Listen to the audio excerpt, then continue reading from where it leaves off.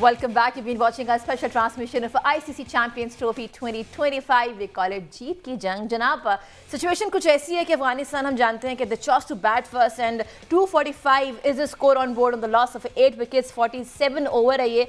With us here in the studios, of course, Hamza is here and Hamza was supporting Afghanistan. पता नहीं क्या situation है इनकी. Hamza नहीं मैं तो अभी तो मैं ऑस्ट्रेलिया को सपोर्ट कर रहा हूँ. अफगानिस्तान को तो मैंने लास्ट टाइम कहा था कि अच्छा है, लेकिन मैं चाह रहा हूँ कि अगर अफगानीज ये मैच अगर जीतते भी हैं तो ये इंडिया के सामने विड्रॉ कर जाएंगे, इंडिया के सामने ये गिव अप कर जाएंगे, इंडिया के सामने कहेंगे भाई ऐसी ले जो ट्रॉफी, हमें कुछ ना कहो. तो मैं चाह रहा हूँ कि इंडिया के सामने कोई तगड़ी टीम आए जो कि मजे का मुकाबला देखने में. तो इस सेंस में, इस पर्सपेक्टिव में मैं कह रहा हूँ कि आज अफगानिस्तान हार जाए. हमजा चाहते हैं या तो ऑस्ट्रेलिया वर्सेस फाइनल मैच हो भारत, या कोई और टीम हो, बस अफगानिस्तान ना हो. टफ टाइम देने वाली कोई भी टीम हो. It might be south Africa हो सकती है, न्यूजीलैंड और ऑस्ट्रेलिया, इनमें से कोई भी हो सकती है. तीनों अच्छी टीम्स हैं. जरा डिस्कशन को आगे लेके जाते हैं, बिकॉज हमने देखा है कि जिस तरीके से हम एक्सपेक्ट कर रहे थे अफगानिस्तान की बैटिंग होगी, वो धड़ा के शॉट्स लगाएंगे, they were not very able to pull it off. But with us in the studios पहले हमें वर्चुअली जनाब ज्वाइन किया है सलमान भट्ट ने. अस्सलाम वालेकुम सलमान, हाउ आर यू? वालेकुम अस्सलाम, आई एम फाइन, आप सुनाइए. अल्हम्दुलिल्लाह. सलमान, सबसे पहले तो मैं चाहूंगी कि हम जरा बात कर लें इनकी बैटिंग में, क्योंकि 43 ओवर्स में 147 डॉट बॉल्स थी. हमने देखा कि ज़ादरान स्टार्टिंग में अच्छा खेल रहे थे, लेकिन उसके बाद सदीकुल्लाह का कोई साथ नहीं दे सका. एक ऐसी हमने इनिंग्स देखी जिसमें डॉट बॉल्स पे डॉट बॉल्स थी एंड देयर वाज नो क्या कहना चाहिए, कोई स्पार्क नहीं देखा हमें, कोई हमें अच्छे से स्ट्राइक रोटेट होते हुए नहीं देखी. हम रहमत शाह की बात कर लें, शाहिदी की बात कर लें. How do you see this inning? देखिए, अफगानिस्तान का टॉप ऑर्डर है मेन, वहाँ पर वो बड़ा स्कोर ना आए तो ये लोग फंस जाते हैं. They were lucky. Sediqullah is a new boy but very good. उसने बड़ी अच्छी बारी दी, एक पार्टनरशिप डेवलप हुई कैप्टन के साथ. 150 था स्कोर, उस पर 20 ओवर्स पड़े थे, लेकिन वो जो एक मिनी कोलैप्स हुआ है ना, वहां से चीजें डिस्टर्ब हुई हैं. अभी भी उमर जई खेल रहा है और अभी 3.5 ओवर बाकी हैं और ही is a very good player. अगर ये कोई 30-40 रन या 30-25 रन ऐड करते हैं, may be an outside chance, अगर बाद में स्पिन को जाए उन्हें थोड़ा सा. अदरवाइज आई थिंक अगर 300 से नीचे लाहौर का पिच जो कंडीशन होती है, अगर स्पिन ना हुआ तो बड़ी आसानी होगी फिर ऑस्ट्रेलिया के लिए.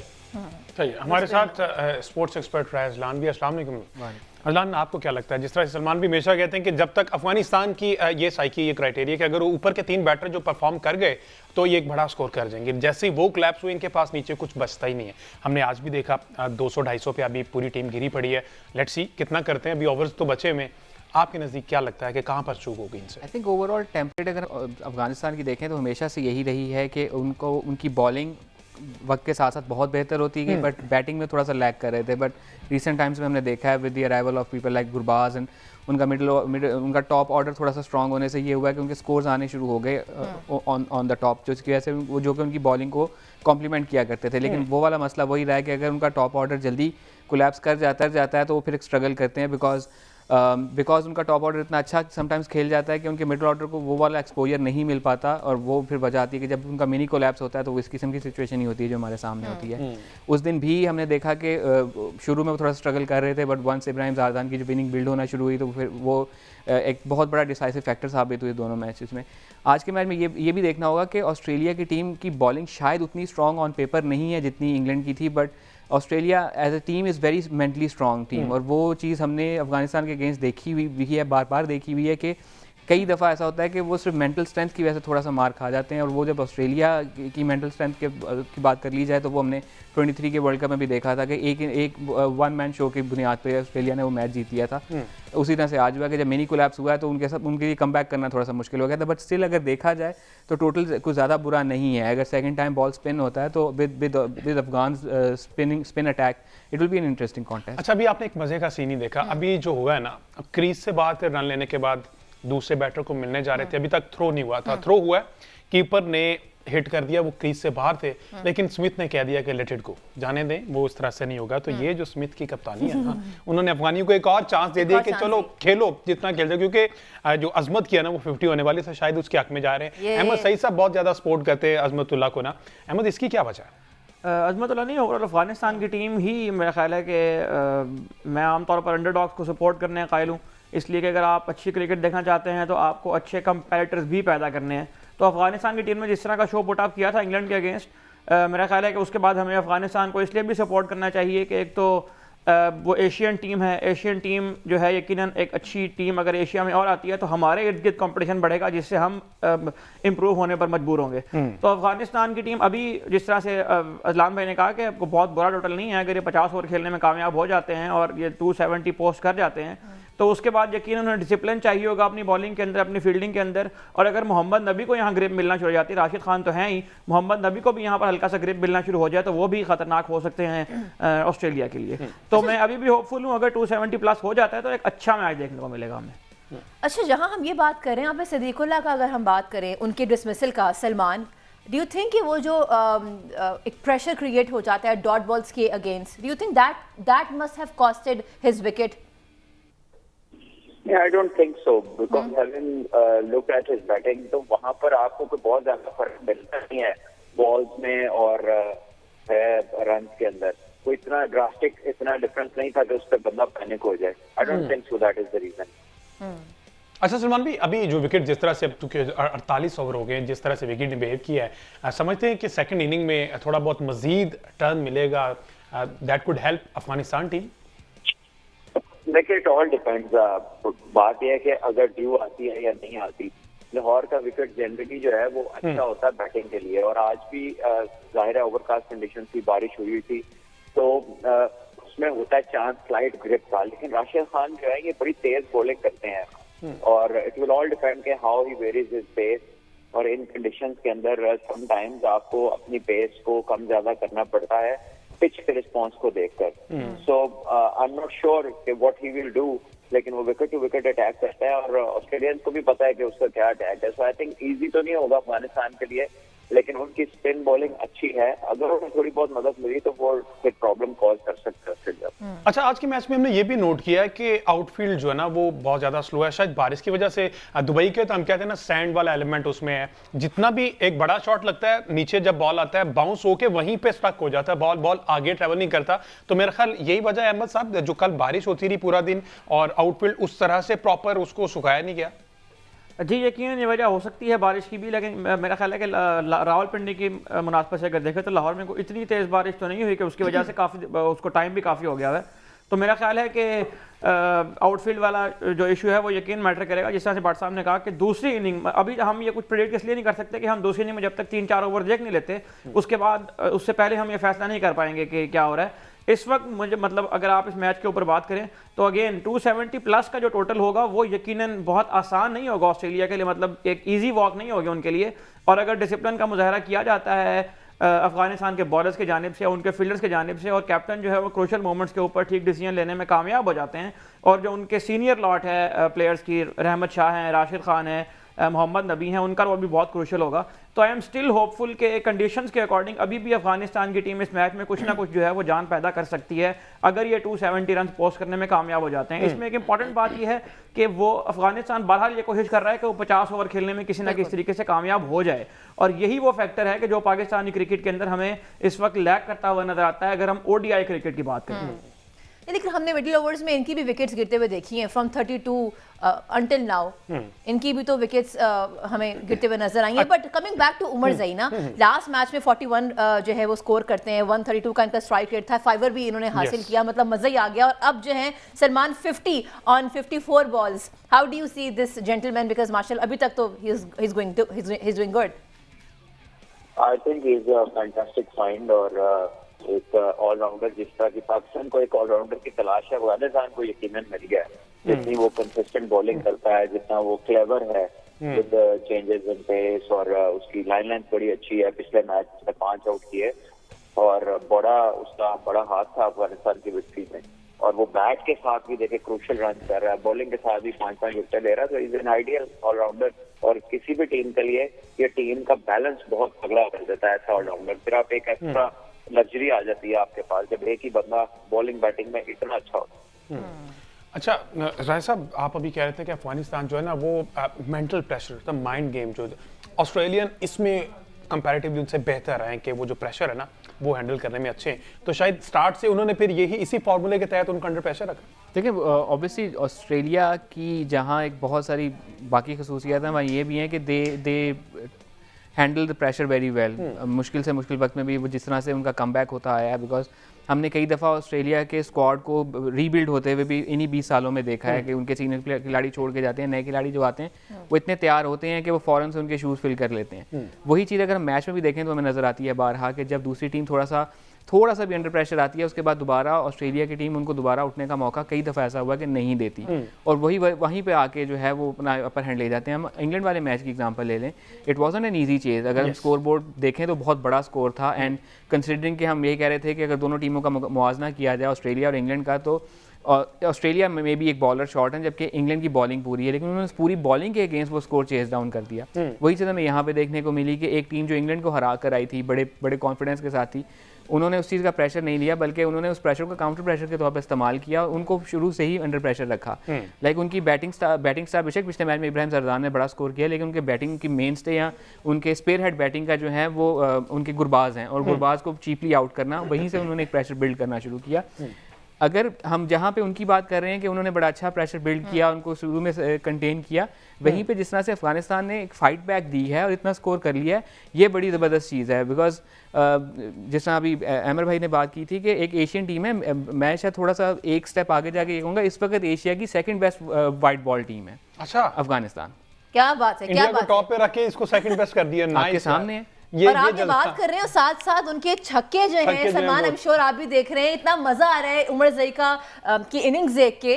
This is what we needed from team Pakistan also. इसको मजीद अच्छे से एंजॉय करते हैं, एक ब्रेक लेते हैं जी। ब्रेक में हम ये एंजॉय करते हैं, मीनवाइल आप देखते हैं कि तब तक ओवर कंप्लीट हो गए, वापस आते हैं, डिस्कशन कंटिन्यू करते हैं। स्टे विद अस।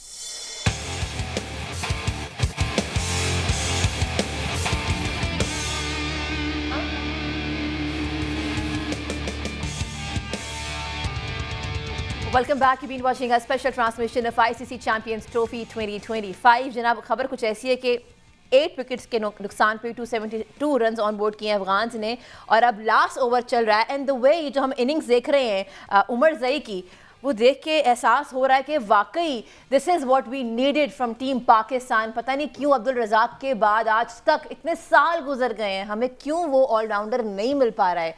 हमजा, राना फ़हीम अशरफ की सूरत में एक बेहतरीन ऑलराउंडर आपके पास है, खुशदिल शाह की सूरत में खूबसूरत बेहतरीन जो है ना ऑलराउंडर आपके पास है। आपको क्या चाहिए? हाँ, क्या चाहिए? बकौल रिजवान के कि देखिए जी, टीम भारत के पास जडेजा था, अक्षर पटेल था, और हमारे पास जो है वो खुशदिल शाह था, और एक और नाम क्या लिया था उन्होंने? फ़हीम अशरफ है, खुशदिल शाह हैं, साउथ शकील हैं, उन्होंने सारी चीजें बताई थी। बहरहाल इस मैच पे रहते हैं जी। हमने 272 वही बात होगी कि अगर 270 कर जाते हैं तो ये थोड़ा बहुत मुश्किल हो सकता है ऑस्ट्रेलिया के लिए, जिस तरह की कंडीशन है। सलमान भट्ट साहब, 272 फॉर 8, अभी 3 बॉल बाकी हैं, अगर एक आधी बाउंड्री और लग गई तो ये एक डिसेंट टोटल हो सकता है।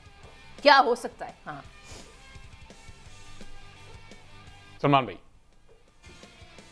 चले सलमान भाई, कॉल ड्रॉप हो गई है। तब तक हम जरा मैं चाहूंगी कि हम राय से भी पूछें। राय, आप भी इतने टाइम हो गए, आप कवर कर रहे हैं क्रिकेट, ये जो all rounder, no, it was a very, I mean ठीक है, but the way he played, it was I think a terrific inning by him. No, बिल्कुल ऐसे, ये 67 रन की जी। बट अब हमारे पास ऑलराउंडर नहीं है, आ ही नहीं पा रहा। स्ट्राइक फोर्स हम देख रहे हैं, छक्के चौकों की प्रैक्टिस की जा रही है। वो भी ऑलराउंडर की तैयारी थोड़ी करवाई जा रही है, वो तो एक स्पेसिफिक तरीन रोल की तैयारी करवाई जा रही है कि आपने बस जाना है और मार धाड़ करनी है। Forget about how to anchor an innings, forget about how to manage spin and सब, बस जाना है और आपने मारना कैसे, उसकी तैयारी की जा रही है। आई होप कि उससे कोई फ्रूटफुल आउटकम निकल जाए। मैं विद टाइम थोड़ा सा पेसिमिस्ट होता जा रहा हूँ या स्केप्टिकल होता जा रहा हूँ चीज़ों को लेके। बाकी Omarzai is a very good example, जो हम कहते हैं कि पेस बॉलिंग ऑलराउंडर कितनी बड़ी यूटिलिटी होता है for a team. So Omarzai is a very good example for that matter. अगर हम इंडिया में हार्दिक पांड्या की एग्जांपल देते हैं तो वो साबित करता है कि पेस बॉलिंग ऑलराउंडर कितनी बड़ी यूटिलिटी होती है। We have been fortunate enough कि हमारे पास for a long time pace bowling allrounder रहे, बीट इमरान, वसीम, अजहर, रज़ाक, लेकिन उसके बाद हमारे पास स्पिन बॉलिंग ऑलराउंडर तो रहे हफीज़ और शाहिद आफरीदी की शक्ल में, और कुछ हद तक हम अगर आई टेक द लिबर्टी तो इफ्तिखार की शक्ल में। लेकिन पेस बॉलिंग ऑलराउंडर कुछ थोड़े से टाइम के लिए एक थोड़ी सी झलक नजर आई थी अनवर अली की शक्ल में, बट उसके अलावा हमारे पास कभी भी कोई उस तरह से रहा नहीं। मे बी इसकी एक वजह ये है कि हमने बहुत ज़्यादा उस दौरान क्रिकेट जो है वो खेली इन यूएई, बिकॉज हमारे होम मैचेस वहाँ होते थे, हमारा रिलाय होता था कि हम ज़्यादा से ज़्यादा स्पिन बॉलर्स रखें और स्पिनर एक ऐसा रख लेंगे जो साथ में थोड़ी सी बैटिंग भी कर सकता हो। ये वजह रही कि फिर हमारे पास उस किस्म के रिसोर्स आने ही बंद हो गए, या हमने कोई स्पॉट भी किया तो उसको मौका नहीं दिया। सो वो एक बहुत बड़ा फैक्टर है, एंड स्टिल एक बहुत बड़ी अपॉर्चुनिटी हमारे पास मौजूद है। किसी ने उस दिन अपने एक प्रोग्राम में बात बड़ी अच्छी कही थी कि अगर आप किसी भी 18-19 साल के लड़के से पूछोगे ना तुम क्या हो, तो वो कहेगा मैं ऑलराउंडर हूँ। So there is still self proclaimed all rounders available. ज़रूरत इस चीज़ की है उनकी छान पटक करके उन्हें जो बेहतर है उनको चांस दिया जाए। अभी ऑफ एयर जैसे हमसे बात कर रहे थे कि 2016 में हमने अमाद बट को स्पॉट किया था कि यार फिजिक अच्छी है, अच्छी बिल्ड का लड़का है, गेंद भी तेज़ कर लेता है, उसने अंडर 19 वर्ल्ड कप में बैटिंग भी की थी, PSL में भी उसने परफॉर्म किया था विद द बैट, तो एक पोटेंशियल नज़र आ रही थी। लेकिन लेकिन किधर गया शान भाई? इधर ही होता है। Domestic आई थिंक PTV के लिए आई थिंक कप्तानी कर रहा है वो in grade 2। Okay, so he still playing, but 2016 को अगले साल 10 साल हो जाएंगे। सो उस टाइम पे अगर वो इन हिज अर्ली 20s था तो अब वो अर्ली 30s या लेट 20s में आ चुका होगा, तो उसका एक वक्त ज़ाया हो गया।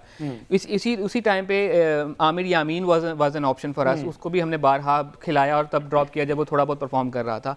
Then we relied heavily on Faheem Ashraf, और उसमें भी 2 साल का उनको गैप दे के उस वक्त टीम से ड्रॉप किया जब वो टेस्ट में स्लाइटली बेटर परफॉर्म कर रहे थे, और अब 2 साल बाद उनको वनडे खेलने के लिए बुला लिया। तो हमारा कुछ तसलसल उस किस्म का रहा नहीं, और कुछ हमने सिर्फ ध्यान ही नहीं दिया कि हमें एक पेस बॉलिंग ऑलराउंडर की ज़रूरत क्यों है और वो कितनी बड़ी यूटिलिटी है। एक और एग्जांपल हमें मिल गई है कि एक पेस बॉलिंग ऑलराउंडर आपको लेट ऑर्डर में आके इनिंग भी बनाकर दे सकता है, मिडिल ओवर्स में आपको बॉलिंग से भी काम दिखा सकता है, और अब भी बड़ा इंटरेस्टिंग होगा कि अगर उमर ज़ई आके बॉलिंग में भी परफॉर्म कर जाते हैं, सो वो it will be also evident कि पेस बॉलर का होना टीम में कितनी बड़ी यूटिलिटी है, एक फिट पेस बॉलिंग ऑलराउंडर का होना टीम में कितनी बड़ी यूटिलिटी है। वो ना सिर्फ बैट से बल्कि बॉल से भी आपको परफॉर्म करके दे सकता है। अच्छा, जहां हम ये बात करें सलमान, आप हमारे साथ हैं, हमने अभी स्ट्राइक फोर्स की बात की, हमने ऑलराउंडर की बात भी की, बिकॉज अभी जो हमें मसला नज़र आ रहा है वो ऑफ कोर्स स्ट्राइक रोटेशन का तो है ही, लेकिन साथ में आपको क्रीज पे स्टे करना, लॉन्गर फॉर्मेट की क्रिकेट खेलना। सो ये इनकॉर्पोरेट हम कैसे कर सकते हैं? Because strike force is there but the longer format, how can we incorporate both of them कि हमें एक अच्छा प्लेयर मिले? लॉन्गर फॉर्मेट तो खेल के ही आना था ना। लॉन्गर फॉर्मेट के अंदर से लड़के बुला के तो कैंप लगा लिया उन्होंने। फर्स्ट क्लास में से 30 लड़के निकाले हैं और उनका कैंप लगा रही है छक्के मारने का। और मुसीबत यह है कि पूरे ओवर भी नहीं खेले जाते हमसे, स्ट्राइक रोटेशन भी मसला है। तो फर्स्ट क्लास क्रिकेट से ज्यादा फायदा कोई क्रिकेट नहीं पहुंचाती क्रिकेटर को, लेकिन मालूम नहीं है अब क्या थॉट प्रोसेस है, हम किस चीज के पीछे जा रहे हैं। और मैं तो हैरान हूँ कि जो हमारे जब ऑलराउंडर्स होते थे और छक्के वगैरह मारते थे, ये शाहिद अफरीदी हो गए, अब्दुल रज़ाक हो गए, अजहर महमूद हो गए, उससे पहले वाले भी देख लें, तो जरा इनसे तो पूछे कि इन्होंने कौन सा पावर हिटिंग का कैंप किया था। ठीक है, ये नेचुरल स्ट्राइकर्स थे। ये तो अब मतलब जो लड़के तो अभी क्रिकेट खेल रहे हैं, जो स्ट्राइकर्स हैं वो हैं बेसिकली, तो उनकी टेक्निक अच्छी हो और उनकी जिस्म में जान हो, बैट स्विंग अच्छा हो, टाइमिंग हो, तो वो चीजें होती हैं। लेकिन अगर ये कोई ऐसी एक्टिविटी करनी भी थी तो आई गेस इसका टाइम चलते सीजन के बीच में जो है ना वो आइडियल नहीं था। बिल्कुल इस तरह। अच्छा, मेरी एक रिक्वेस्ट है आप सबसे, आप सबका उठना बैठना ECB के बड़े लोगों के साथ है। मेरी एक छोटी सी दरख्वास्त है, जो स्ट्राइक फोर्स बना दी गई है ना, उनको एक दफा ना विराट कोहली की जो सेंचुरी अगेंस्ट पाकिस्तान है ना चैंपियन ट्रॉफी में, वो दिखा दी जाए कि किस तरह से उसको डोमेस्टिक से निकाल के स्ट्राइक फोर्स बना दी गई कि छक्के मारने, जरा एक छक्का उसमें से निकाल के दिखा दिया कि उसकी पूरी सेंचुरी में 111 गेंदों पर 100 रन बनाए और 7 चौके उसने मारे। तो अगर तो मैचेस छक्कों से जीते जाते ना, तो आज वेस्ट इंडीज की टीम जो ना बाहर ना कभी बैठी होती किसी भी ICC टूर्नामेंट में। पिछले वर्ल्ड कप भी नहीं खेले, ये भी नहीं खेले। इस तरह का जो मामला था, बहुत बड़े बड़े नाम आए लेकिन गायब हो गए, खत्म हो गया वेस्ट इंडीज की टीम। और अनफॉर्चुनेटली खुदा ना खासा पाकिस्तान टीम के साथ भी ऐसे होने जा रहा है, क्योंकि इनकी भी अप्रोच वही है। अब हालांकि कोशिश कर रहे हैं, इनसे लग नहीं रहे, लेकिन तरीका वारदात यही वही अडॉप्ट करने जा रहे हैं। इंग्लैंड को भी इसी का नुकसान हो रहा है और पाकिस्तान को भी इस चीज का नुकसान है। तो विराट कोहली की वो एक वीडियो जरूर जो सेंचुरी की ना, वो दिखा दीजिएगा। जी अहमद साहब। अच्छा, मैं इसमें भाट साहब अगर हमारे साथ हैं तो मैं उनसे ये जानना चाहता हूँ कि स्ट्राइक फोर्स को हम छोड़ देते हैं छक्के मारने की प्रैक्टिस, तो मतलब वो तो हम देखते हैं। पीसीबी जब भी कोई वीडियो जारी करता है प्रैक्टिस, उसमें भी ज़ाहिर है हम ये देखते हैं कि वो छक्के मार रहे होते हैं या स्ट्रेट या कवर ड्राइवें मार रहे होते हैं या स्ट्रेट ड्राइवें मार रहे होते हैं। हमने आज तक कभी ये प्रैक्टिस होते हुए नहीं देखी कि स्ट्राइक रोटेशन की प्रैक्टिस कैसे करनी है। तो आप बहुत मतलब लेजेंडरी कैरेक्टर के साथ आप खेले हैं, इंजमामुल हक, मोहम्मद यूसुफ, यूनुस खान, इनसे बड़ी मिडिल ऑर्डर तो हमने तो नहीं देखी अपनी लाइफ में पाकिस्तान में। तो इन लोगों के साथ खेलते हुए आपने कभी कोई ऐसी लर्निंग की हो, कोई ऐसी प्रैक्टिस देखी हो जिसमें उन्होंने स्ट्राइक रोटेशन की प्रैक्टिस की हो और सिंगल और डबल लेने की प्रैक्टिस की हो? ये बात देखिए बिल्कुल सही की है उन्होंने अबाउट द होल सिनेरियो। अच्छा, लेकिन साथ साथ आपको अपडेट करते चले जनाब, 50 ओवर्स फाइनली मुकम्मल खेल लिए हैं टीम अफगानिस्तान ने। They have scored 273। 274 का टारगेट है। सलमान भी हमारे साथ हैं कि नहीं, वो चलें वो भी देख लेते हैं। अजलान भी, इज इट इनफ समझते हैं इस कंडीशन में? I think it will be an interesting contest. Obviously top order Australia के, ये थ्रू आउट द टूर्नामेंट यही कहा जा रहा था कि अगर ऑस्ट्रेलिया ने इस टूर्नामेंट को जीतना है तो Steve Smith is going to be the key, because उनका ओपनिंग पेयर थोड़ा नया है। Steve Smith being the senior player, वो फैब फोर की हम बात करते आते हैं, तो दिस इज़ द टाइम कि वो अपना रोल बड़े अच्छे तरीके से अदा करें।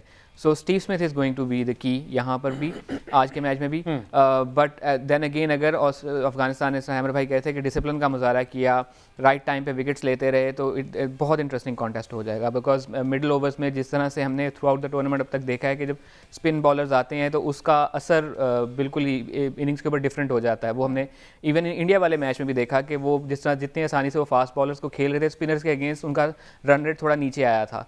सो वो कुछ बैद नहीं कि with the quality off spinners like even Noor Khan himself वो थोड़े से एक्सपेंसिव ज़रूर रहते हैं, but being a left arm wrist spinner उनका एंगल थोड़ा डिफरेंट होता है, तो वो रीड करना थोड़ा सा मुश्किल हो जाया करता है। बट देन राशिद खान का होना, मोहम्मद नबी का as a senior pro team में होना, वो बहुत असर करेगा। बट देन अगेन जो इंपॉर्टेंट चीज़ है वो है कि प्रेशर को किस तरह से हैंडल करते हैं।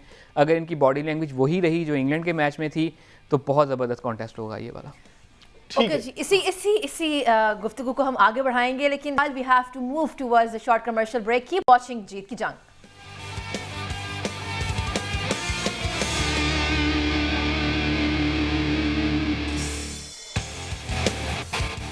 वेलकम बैक जी। बात हो रही है पाकिस्तान क्रिकेट के बारे से। मीनवाइल हमने देखा अफगानिस्तान वर्सेस ऑस्ट्रेलिया जो है, अब एक अच्छा टारगेट सेट कर दिया गया। लेट्स सी अब इसको किस तरह से ऑस्ट्रेलियन साइड जो है वो चेज करती है और किस तरह से अफगानी डिफेंड करते हैं, क्योंकि हमने देखा अब बारिश के बाद थोड़ा बहुत विकेट ने तब्दीली उसमें आई, ऐसा लगा।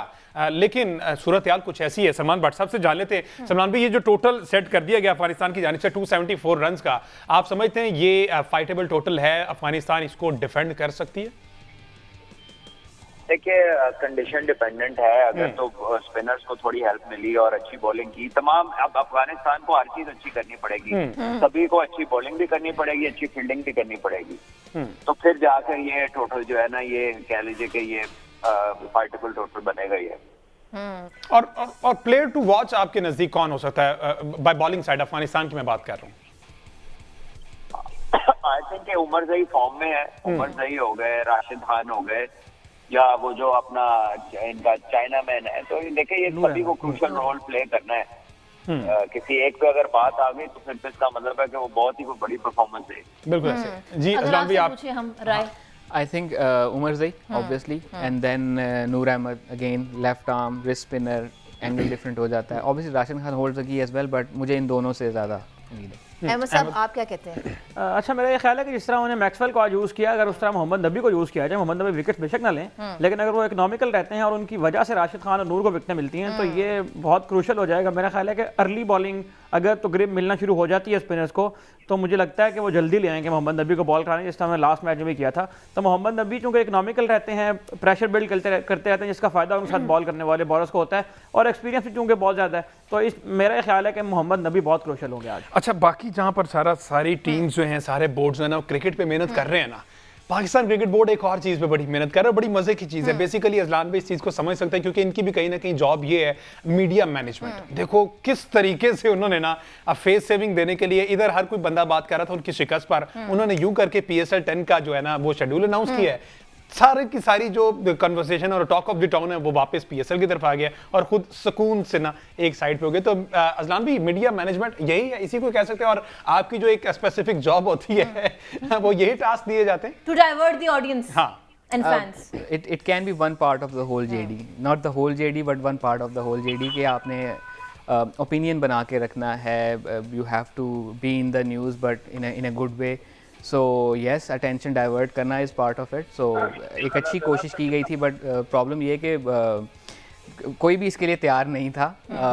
हमने देखा कि मुझे तो इस तरह से फील हो रहा है कि जो PSL फ्रेंचाइजीज थे वो भी, उनकी भी जो मीडिया टीम थी वो भी शायद इन्फॉर्म्ड नहीं थी कि होने जा रहा है। सो हमें देखने को मिल रहा है कि उतनी फ़ौरन से, जिस तरह से नॉर्मली होता है कि स्केड्यूल अनाउंस होने के बाद बाकी टीम्स की एक्टिविटी नज़र आने लग जाती है, तो वो थोड़ी सी स्लो रही, मे बी जस्ट बिकॉज वो बिल्कुल ही जुमे के टाइम के आसपास स्केड्यूल अनाउंस हुआ था। But yes, good attempt. But सिर्फ यही तक बात नहीं है। आप ये देखें कि पाकिस्तान के मैचेस हारने के साथ साथ स्ट्राइक फोर्स की वीडियोस की आने की तादाद बढ़ गई है। फ़खर जमान का इंटरव्यू आना, बिकॉज पहले होता था कि अगर पाकिस्तान की टीम कुछ बुरा करती थी तो रात को किसी ना किसी अंडर कंस्ट्रक्शन स्टेडियम का तूफ़ानी दौरा हो जाता था। अब स्टेडियम तो बन गए हैं, तो अब तूफ़ानी दौरा तो नहीं हो सकता, तो कोई तूफ़ानी वीडियो या कुछ तूफ़ानी स्केड्यूल अनाउंस कर दिया जा सकता है। बट सलमान, हम आपसे पूछते हैं कब तक ये हम सबको जो है वो डिस्ट्रैक्ट कर पाएंगे, क्योंकि ये तो डिबैकल हो गया ना क्रिकेट का।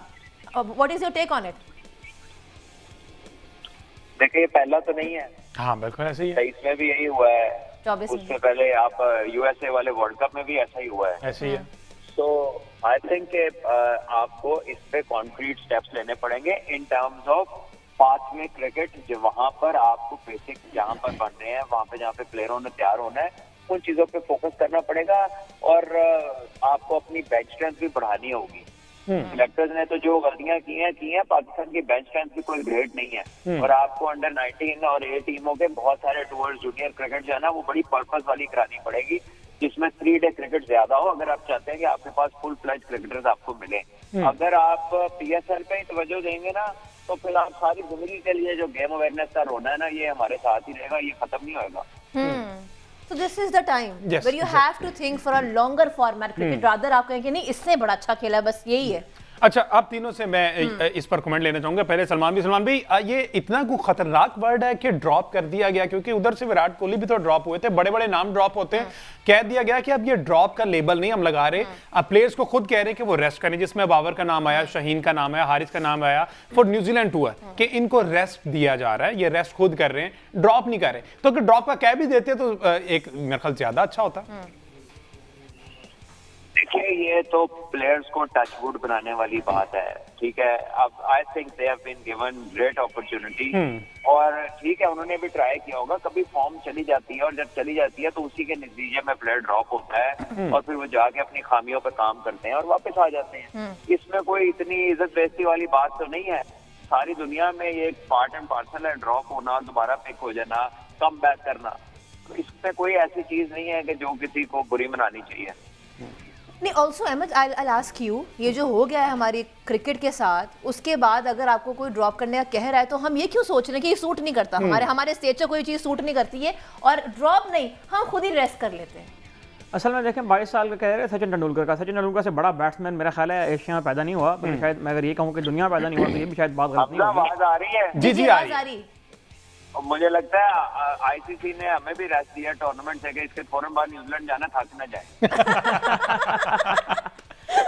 बट साहब ये क्लियर कर देंगे, उन्हें हमें ड्रॉप किया कि रेस्ट दिया है? मुझे लगता है रेस्ट दिया है। वो भी थोड़ा सा डरता है। आई लाइक दिस, ये अच्छा था। मेरा ख्याल है कि ICC ने हमें ड्रॉप कर दिया हमारी नाकिस कारकर्दगी की वजह से। अगर ICC हमें रेस्ट देता तो ICC हमें साथ ये भी कहता कि ये 2 NOC हैं जहाँ की ये 2 लीगें खेल रहे हो, बांग्लादेश प्रीमियर लीग और कनाडा वाली लीग। तो प्रॉब्लम असल में ये है कि ड्रॉप होना इशू नहीं है, इशू ये है कि जब आप किसी को रेस्ट करवाते हैं या ड्रॉप करवाते हैं, तो वो NOC लेके चला जाता है लीग खेलने। तो वो जो रेस्ट का प्रोसेस है, आप इब्राहिम दादरान की बात करते हैं, इब्राहिम दादरान 5 महीने रेस्ट करने के बाद रिकवर करके आया अपनी इंजरी से। मुजीबुर रहमान उनकी टीम में शामिल नहीं है, उनको उनके फिटनेस कोच ने कहा है कि आप अभी लॉन्गर फॉर्मेट में ना जाएं क्योंकि आपके फिटनेस नहीं है। मसला ये है कि यहाँ तो शाहीन अफरीदी हाफ फिट था, वो खेली जा रहा था, उसको टीम से आराम के लिए निकाला, वो चला गया बांग्लादेश प्रीमियर लीग खेलने, और फिर यहाँ पर आके वो कहता है उसका एक्शन नहीं पूरा हो रहा, तो एक्शन कहाँ से पूरा होगा? तो मेरा ये ख्याल है कि ड्रॉप करने से ज्यादा ये बहुत इंपॉर्टेंट है कि आप प्लेयर को ये बताएं कि आपको इसलिए ड्रॉप किया जा रहा है, और आपने इस ड्रॉप होने के अरसे के दौरान ये काम करने हैं, आपको फर्स्ट क्लास क्रिकेट खेलनी है, फिर आप टीम में वापस आए। जी राय, आपकी क्या राय है? हाँ, ड्रॉप अगर देखा जाए ना सिर्फ जस्ट द वर्ड ड्रॉप तो उसकी कोई इतनी नेगेटिव कॉनोटेशन नहीं है, बट अगर हम जेन ज़ी की लैंग्वेज में देखें तो drop is a good word. एक मिनट रुकिएगा सलमान, ये आप देखिए, it's not just me saying Gen Z, here we have another guest talking about and addressing Gen Z's. But I am not Gen Z. नहीं सलमान, आप सुन रहे हैं मुझे? क्या कह रही हैं आप? मैं बताती हूँ, वो कह रहे हैं कि जेनजीज के लिए अगर हम जेनजीज को ये एड्रेस करके कहें कि जी ड्रॉप कर रहे हैं बाबर को या हारिस को या शाहीन को, तो वो ऑफेंड हो सकते हैं। नहीं हो सकते। ड्रॉप उनके नज़दीक एक बेहतर वर्ड है। फलाना फलाना हैज़ ड्रॉप्ड पिक्चर्स, वो उनकी लैंग्वेज इस किस्म की होती है। बट देन अगेन, जिस तरह से भी हम हमारे दोनों एक्सपर्ट्स ने भी बात की कि कम्युनिकेट करना ज़रूरी है। ऑब्वियसली ड्रॉप अगर किया जा रहा है तो किसी बुनियाद पे किया जा रहा है, वो किस बुनियाद पे किया जा रहा है, वो क्या बुनियाद है, किस चीज़ की शॉर्ट कमिंग्स हैं, उनको किस तरह ख़त्म करना है, दूर करना है। एक लॉन्ग टर्म प्लान दिया जाए कि ठीक है 3 माह में आपके ये गोल्स हैं, 6 माह में आपके ये गोल्स हैं, 10 माह में आपके ये गोल्स हैं, 12 माह में आपके ये गोल्स हैं। ये गोल्स आप अचीव करते जाएंगे तो आपकी टीम में वापसी के दरवाजे खुलते जाएंगे।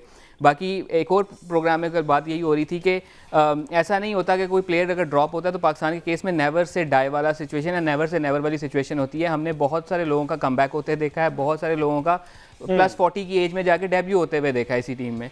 सो कुछ बैद नहीं कि जो इनको रिप्लेस करेंगे जब उनकी फॉर्म ड्रॉप करती है तो फिर वापस इन्हीं के ऊपर नजरें आएंगी। सो इसको as a negative term use नहीं करना चाहिए।